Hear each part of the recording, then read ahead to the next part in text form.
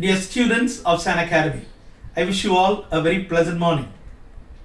In these turbulent times, when all of us are fighting against COVID-19, I'm happy to know that you have embarked upon meaningful online coaching classes. I would like to compliment you all for the same.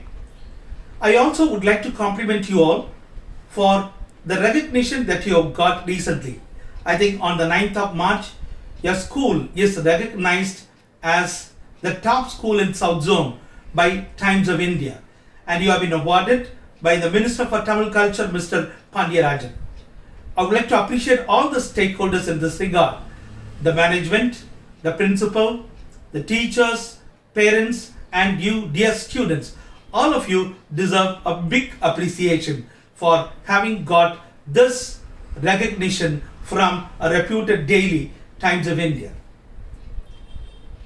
Now, you are at the threshold of this new academic year, and all of you would like to be groomed as winners and toppers in your own right and might.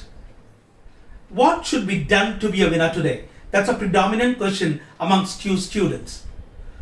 And at this point of time, I would like to recall the famous dictum by Shiv Khera. He says, winners don't do different things. They do things differently. The second part is very important. Winners do things differently. Therefore, if you would like to be a winner today, you need to do things in a different manner altogether. And those who would like to do things differently should bear in mind three important elements: dream, structure, and a complement. I repeat once again: dream, structure, and a complement for each day. I would like to throw light upon these three components to be a winner today. The first one is dream. Sometime back, I was interacting with a group of students. I asked them this question: what's your dream? A guy got up and said, "Sir, I have a lot of dreams. I have dreams at night, and during the course of the day, if the class is boring, then I have daydreams too. But by dreams, I don't refer to your dreams of the day or the night. I refer to your ambition. I refer to your vision for tomorrow. What's your vision?"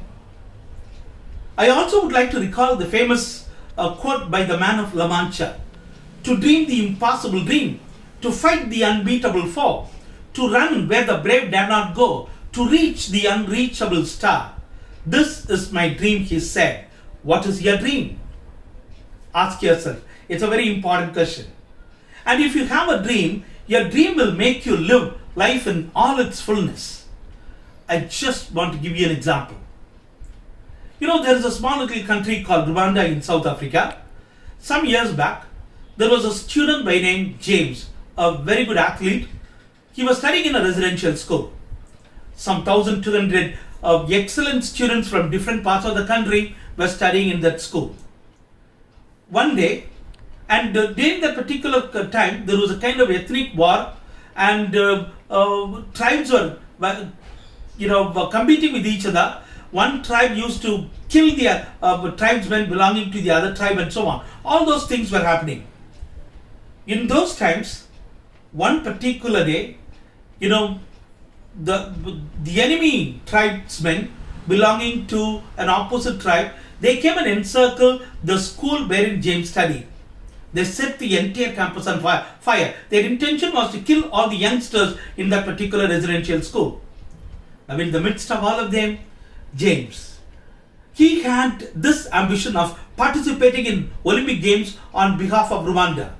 So this boy, he did not want to get killed. He was moving up and down. By the time his dress materials were on fire, but he was telling within himself, come what may, I will not get killed. I will survive. I will become an Olympian one day. Saying that to himself, he looked around, and there was a window, but there was no crowbar, no accessories to break the window open. He saw a few dead bodies, and he ripped open the thigh bone of one of the dead bodies, and he broke the window open, started running. After some time, 200 meters or so, there was a river, and he jumped into the river, and he survived. The passers-by took him and admitted him in the hospital, wherein he was diagnosed with 70-degree burns. Doctors gave up their hopes. There was no possibility of survival. But he was pleading with the doctors. Doctors, just make me survive. I want to participate in the Olympic Games on behalf of my mother country, Rwanda. Seeing the tenacity of the willpower of the boy, doctors gave the best medicine and they made him survive. Once the ethnic war came to an end, the president of the nation came to know of his heroism. James was called to the presidential palace, wherein he was recognized and rewarded. And the president of the nation said, here is a boy with his heroism, he has survived today. And that time it was Atlanta Olympics. The president told the entire nation, though he may not be able to participate because of his physical deformity sustained due to the burn injuries, well, James will become the proud flag bearer for the entire nation. Yes, James had a dream, and that dream made him live life in all its fullness. What is your dream, my dear students? Ask yourself today.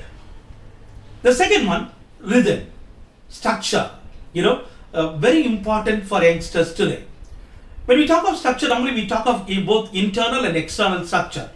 Internal structure is something to do with discipline, personal integrity, and so on. Your teachers handling moral orientation classes would have thrown a lot of light on it. In today's context, you need to possess discipline and integrity. You need to also have an external structure, a rhythm of life. Whenever I talk to youngsters about structure, I give the ideal example of a river. Flow like a river. A river never stagnates. Don't stagnate in life. Flow with the flow. You need to have a structured lifestyle, if you want to be a winner. Right from getting up in the morning, say 5:30, you need to have a systematic rhythm. Spending quality time for studies, quality time with your food, cherish the food that you eat, quality time with your parents and siblings, family interaction, quality time with yourself. I'll come to that later. Many a time, your quality time is spent with social media and electronic gadgets. There is nothing wrong. You need to spend certain time on, relaxation. I will not use the word relaxation. A better word in today's context will be recreation. Every relaxation should recreate yourself. Therefore, call it as recreation or recreation, the correct English word. You can spend quality time in meaningful recreation, listening to music, gardening, small little works at home, all that. And there is nothing wrong to spend a certain amount of time with your electronic gadgets, but you need to prescribe certain amount of time. We talk about mobile phone etiquette. There needs to be an etiquette when you subscribe to the mobile phone. Don't use it exorbitantly, eating away all your time and so on. All that is very, very important.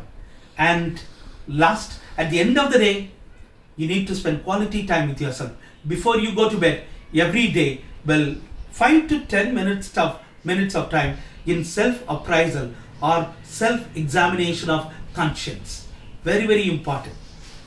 Many a time youngsters miss that. If you could, and I would say normally, when you sit with yourself, when you do a kind of self-appraisal every day, don't be preoccupied about all the negative elements of the day. Highlight all the positive elements. Thank God. Thank your parents. Thank your teachers for all the sweet. Thank your friends for all the sweet memories. And for a few elements wherein you have gone wrong, let's say feel sorry within yourself. The next day you can rectify. With all these measures consistently, your life will become quality filled. You'll be able to get a quality life in due course of time. And the last one, again, a very important element, compliment for each day. Every morning when you get up, look at the mirror and tell within yourself, this is my day. I am my best friend and this day is going to be a great day. I'm born to do great things. I'm born with the wings of fire. Lot of positive compliments. Inundate, fill yourself with all these positive compliments. You'll be able to develop a positive aura, a sphere of positive energy around yourself. With that, when you move forward in life, you'll be able to compliment your parents, you'll be able to compliment your teachers, you'll be able to compliment your friends. All of them will start getting attracted towards you. You'll be able to develop an inner positive energy. So start each day with a compliment. And the best friend for you, if I were to ask you, who is your best friend? Some of you may say names, some of you may say, tell your parents' names and teachers' names. I say, in this world, the best friend for you is you. So therefore, let's say, compliment yourself generously each day. And I would like to wind up with a famous dictum propounded by Malala Yousafzai, one of the best role models for youngsters today. A ship anchored at the shipyard is safe, but that is not what ships are meant for. My dear students, you should not be like ships anchored at the harbor. Well, you should set yourself into motion, weather the storms of life, and keep moving forward. And if you could follow all this, I tell you, success will definitely succeed you. And I wish you all to be winners and toppers in your own right and might. God bless. Thank you.